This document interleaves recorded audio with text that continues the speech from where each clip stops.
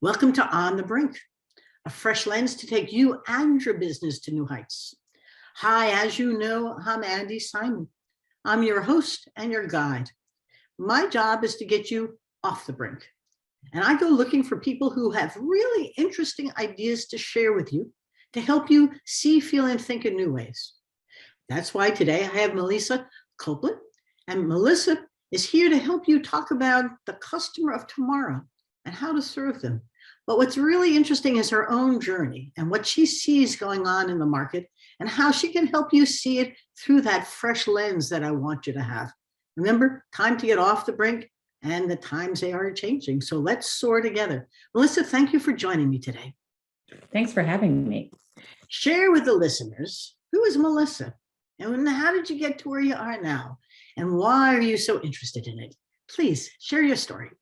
Sure. It's a wandering path, but I think many people have those nowadays. It was less common when I started working, but I actually started as a documentary producer, producing travel documentaries and trotting around the globe, doing that, which I love. It didn't take long, about 2 years, for me to learn that it was really hard to afford my rent and lunch and a bus pass on the salary a documentary producer makes.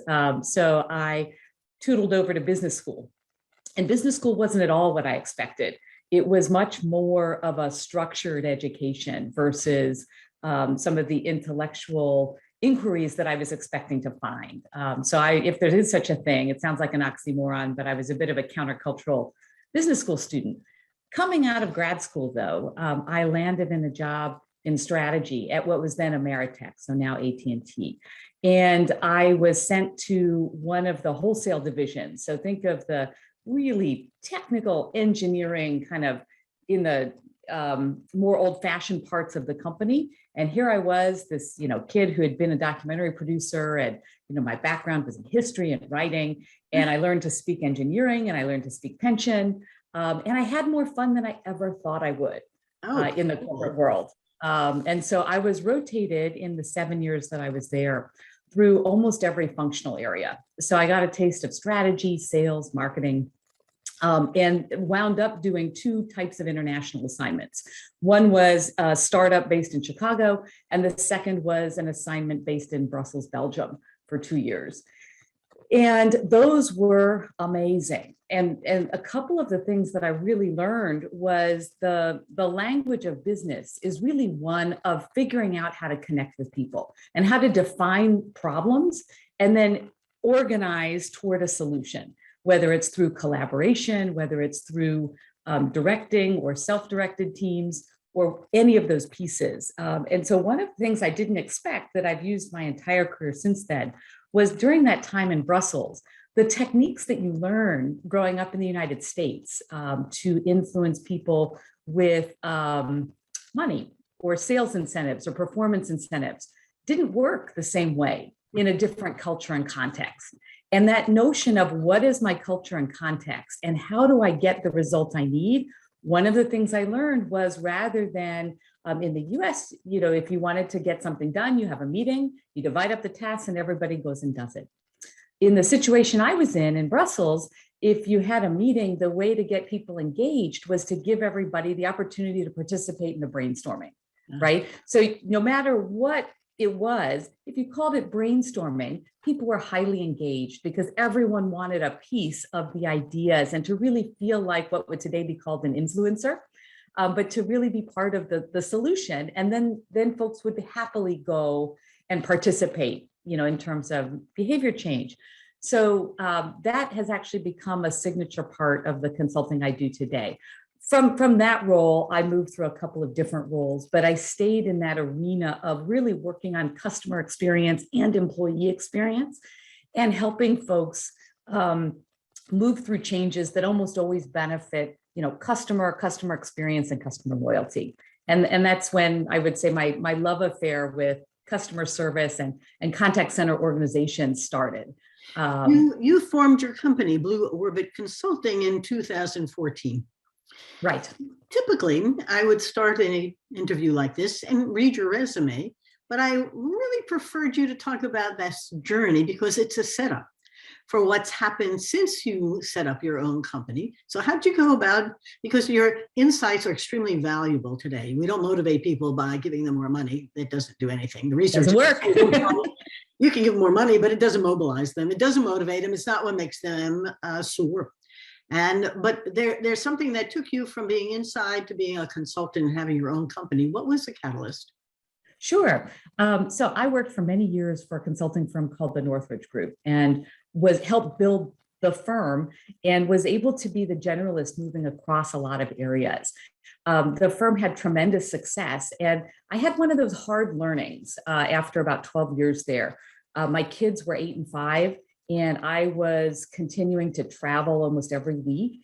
And no matter where I was on the wrong continent for somebody. And we got to a point where more often than not, it was my kids, or team members or clients, but it really became a challenge that it was my kids that were on the wrong side of that. So I left and I wasn't sure what I was going to do. And that break lasted about 2 months. And we learned that I was terrible at carpooling, that I hated doing laundry. We got rid of all of our household help. But former clients and colleagues started calling with projects and saying, hey, you've always been really good at helping me think through hard problems. Will you come help me do this global technical support approach? Will you come take a look at this process problem in my organization? And that's fundamentally how Blue Orbit was born. So in 2014, I formed Blue Orbit. It was just me and a couple of high school and college babysitters who were taking care of my kids, before and after school. And as the firm grew, I really drove more focus around not just kind of every phone call, though, and anyone that calls and says, can you help me think through this hard problem? I really enjoy hard problems. So I'm happy to help think them through, but really drove more focus around the pieces that I think are really important as businesses grow and move forward. And that is thinking through not just customer journey and some of the buzzwords around that, but also thinking through the service design for how you support that customer journey. And more recently, a lot of emphasis around employee engagement. So how do you make it easier on the employees to deliver the service design and a fantastic customer experience? So little by little, as the firm grew, it started being engagements with me. And then I started building more team-based engagements to be able to implement at large organizations. And then, we land where we are today, where the business supports both some startup companies that are just starting on that journey. And it's tons of fun when we have a blank slate and you're starting with the service design from the beginning. And then the large organizations where you might have hundreds or thousands of people that you're trying to orchestrate. And then it's really more that collaboration and building a funnel of ideas for how can we accomplish the goals we need to get to. Well, but you and I both understand the complexity of human interaction and conversations. I always loved Judith Glaser, who said everything's a conversation. And the question is, what do we say to whom in what way to get what done? And that's not casual. And every culture is different. The cultures inside each one of these small, large, and otherwise, whether in Belgium or in the States or whatever they are, they just do things differently. And your description of the Belgian folks who wanted some autonomy, mastery, and purpose, which is what we're talking about these days, it was quite different than here, where command and control tell you what to do, and tactical and practical, and not much gets done. So it's an interesting time. So some of the insights that you're pulling together, working over the last, 2014 was a long time ago. And between the pandemic and all the things going on with technology and customer transformation, there's some key themes that you and I chat a little bit about. Can you share them with our listeners or our audience? Because I do think they're going through them and they want to know, what do I do now? How do I do this? Some thoughts. Sure. I love how you reference the autonomy and the mastery. One of the pieces that I first try to size up is that culture and context in an organization. So, I do feel compelled typically to look at data, because you always have people in your team or your organization that need to be data driven. And then we also have to look at some of the more qualitative aspects of what does it take to drive change? Like, are we talking about a jello situation where you boing in and boing back out? Are we talking about a situation where people are highly receptive to doing things differently?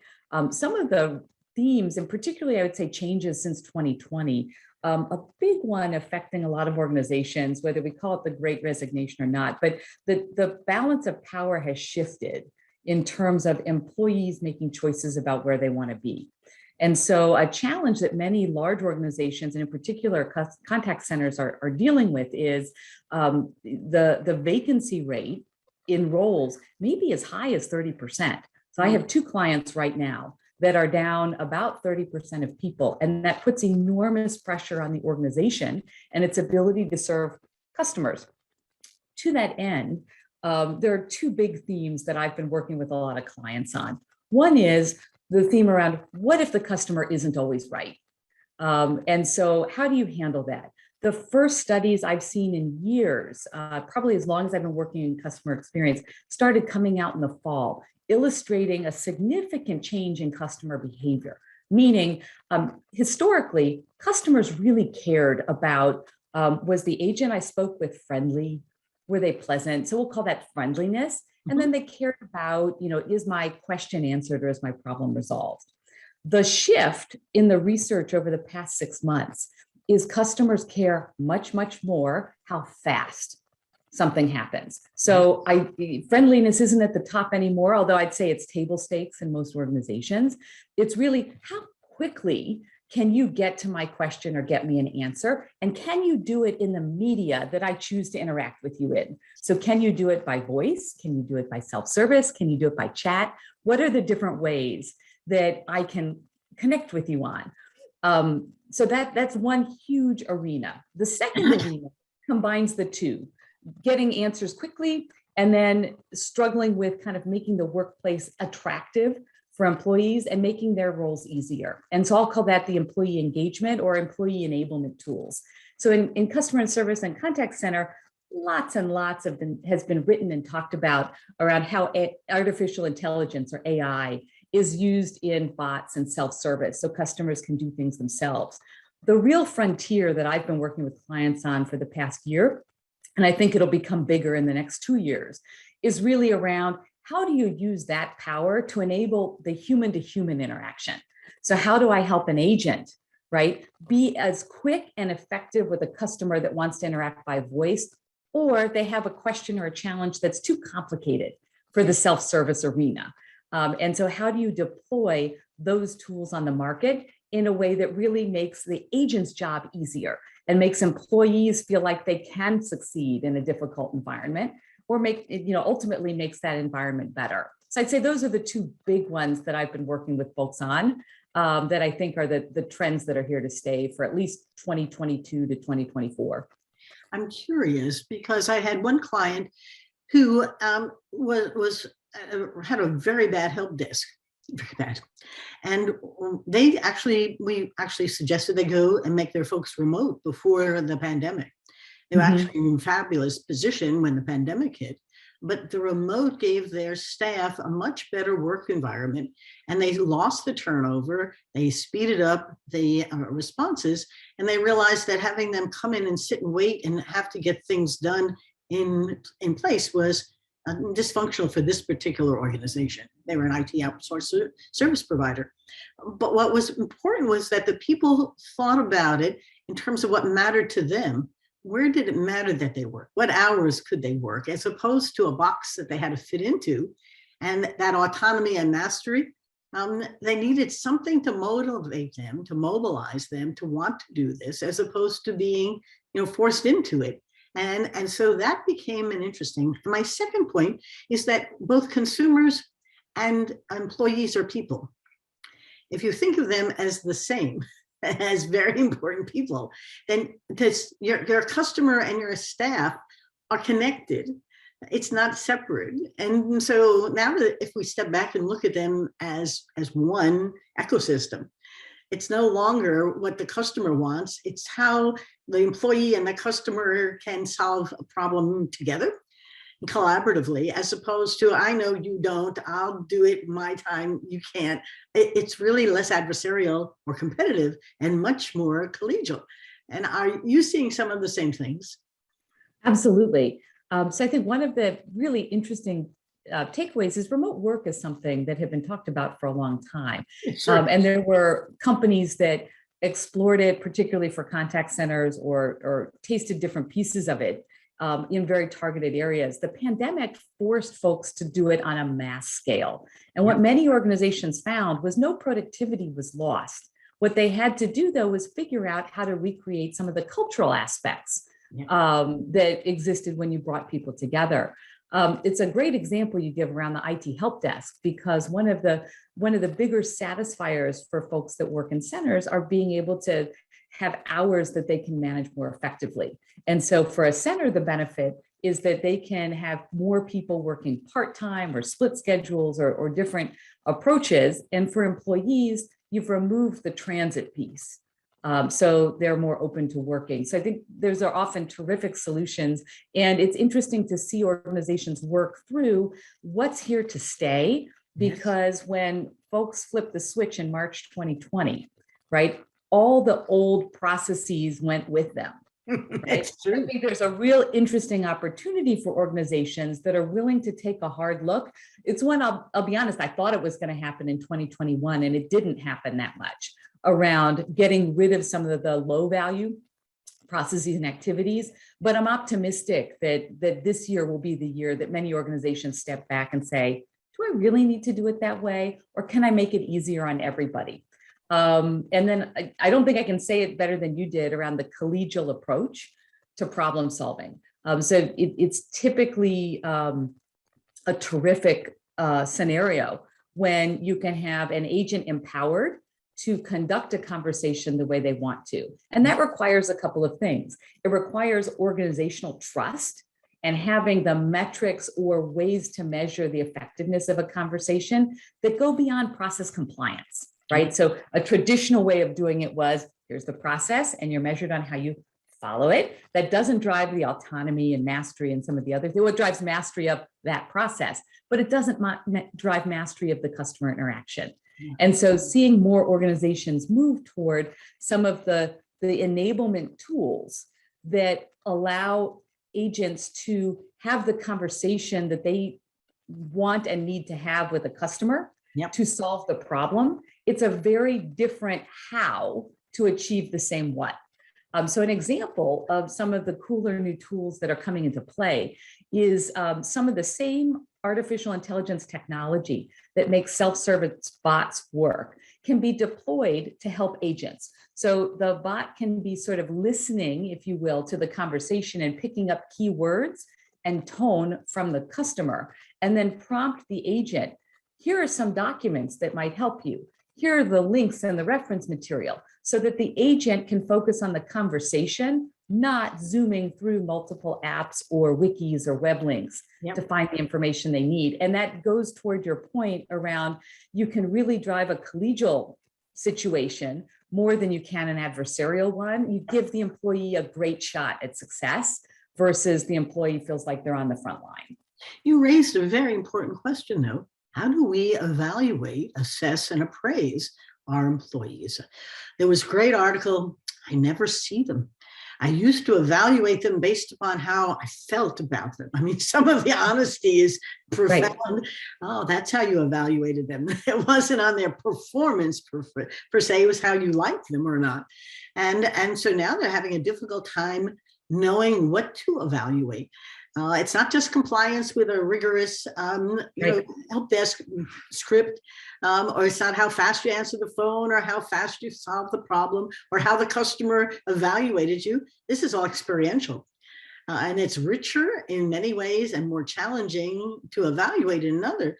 And I'm not quite sure how to tap into the customer satisfaction. What does that mean when speed means? And I'll give you one little speed thing. One of the CEO groups I was doing my research in, the gentleman said he's in the the fertility centers. He said it used to be that we could set up an appointment with someone interested in our methodology with the doctor, over time. Now they want it immediately. And if I can't get the doctor to contact them immediately, however fast that is, they go somewhere else. And I say, welcome to a world of instantaneous gratification. They're ready right now. I want that conversation. And he said, I don't know how to, I've had to put a young person in charge of it now so they can appreciate what that young person is looking for, because I can't figure it out at all. So now my question for you is, as you're looking at this, how do we appraise the success of our customer service system? And what should people think about as they are evaluating their evaluation system? Those are great questions. So the first one is relatively straightforward. So when looking at the success of a customer service organization or the customer experience, many of those metrics don't change. What changes is how you use them. So in terms of data, right, one of the fun things about contact centers is you usually have an overwhelming amount of data. So you can see how quickly are customers connecting to the answer that they want. And you should be able to calculate how many times are you getting the customer the right answer the first time. If you can't calculate it, that's a great subject for us to talk about and brainstorm how to get to it. Yeah. But you should know how often is the agent able to satisfy the customer. And when they can't, you need to divide into two groups, the things that are agent specific and the things that are systemic. So, right, no agent could have solved it because of other reasons. So there's an overall framework for looking at how quickly am I serving the customer, and then was the customer satisfied? And I would argue, most importantly, was their issue solved on the first call? Mm-hmm. That does push by the wayside some old metrics. So an older metric would be looking at how long it took.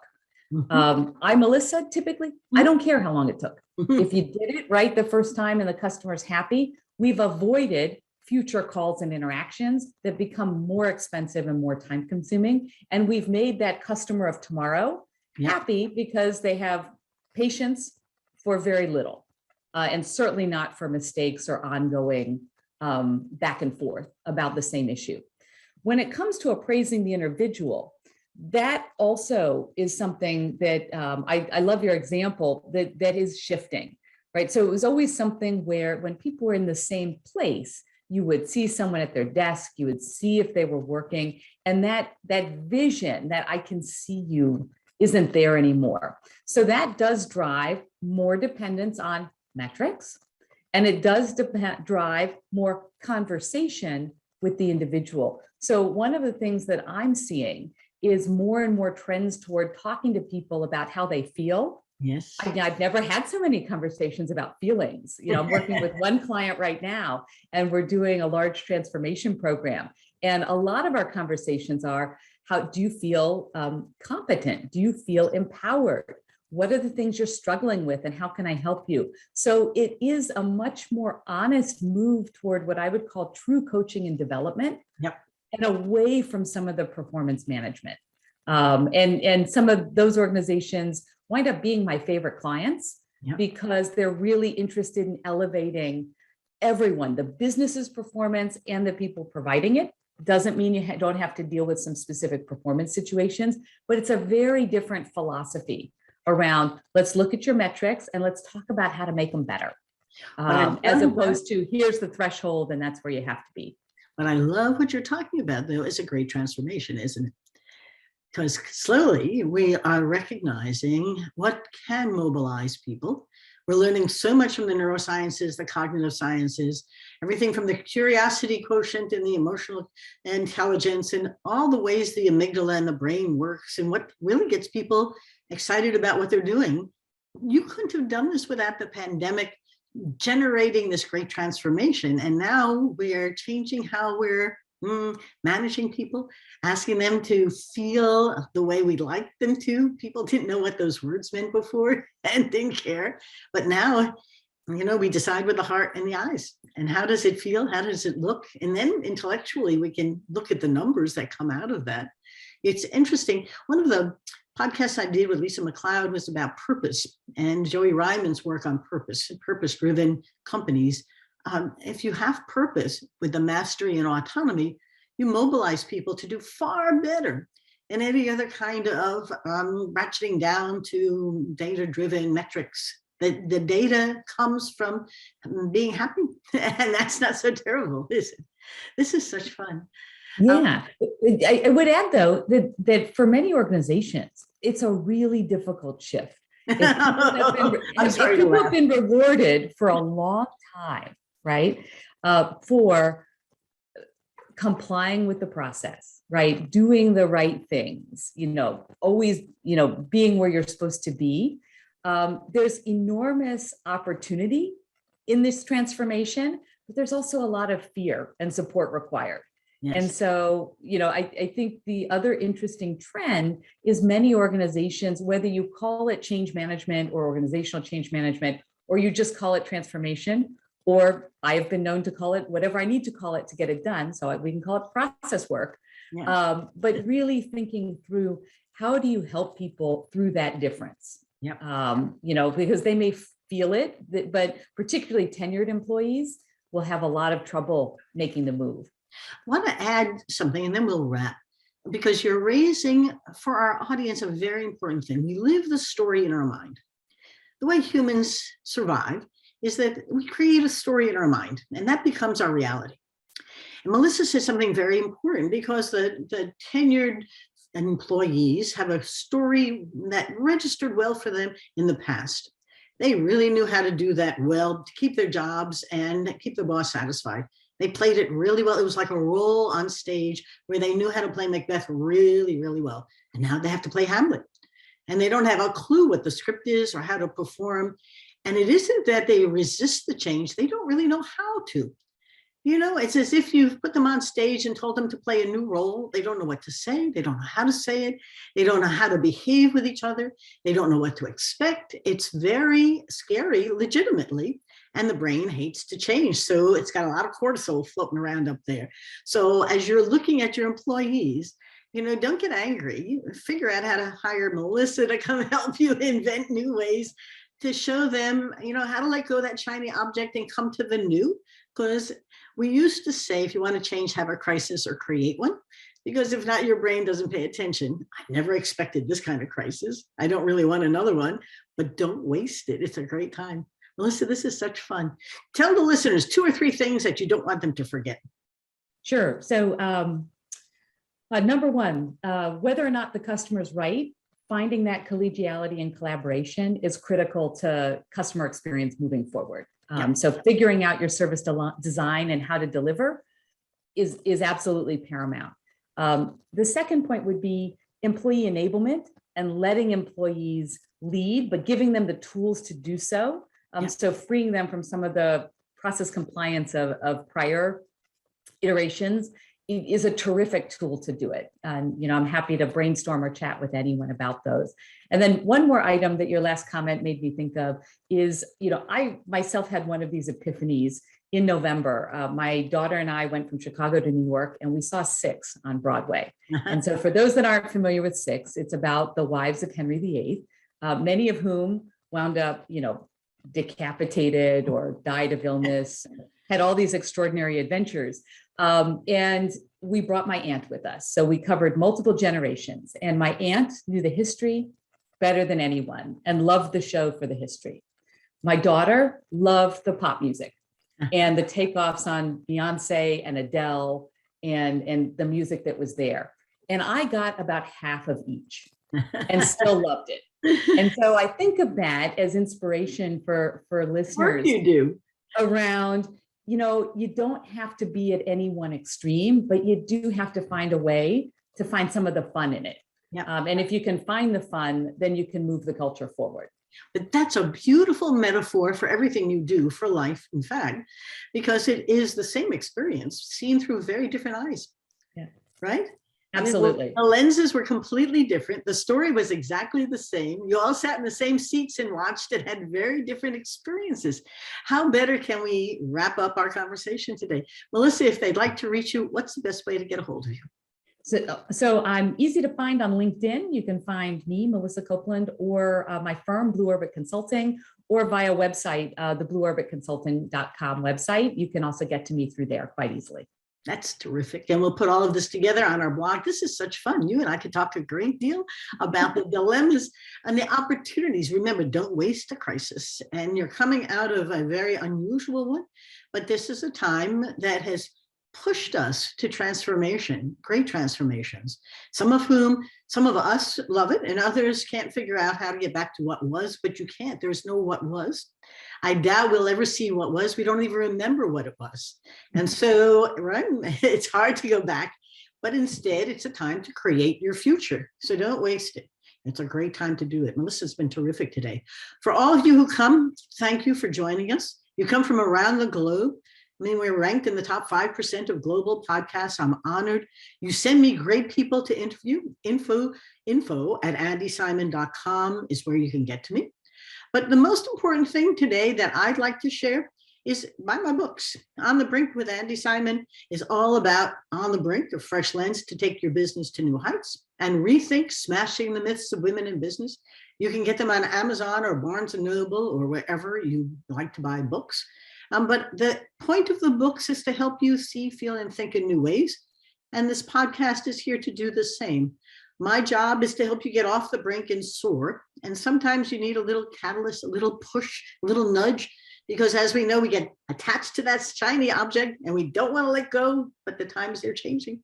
So enjoy the trip, stay well, and enjoy your day. Have a good one. Bye now.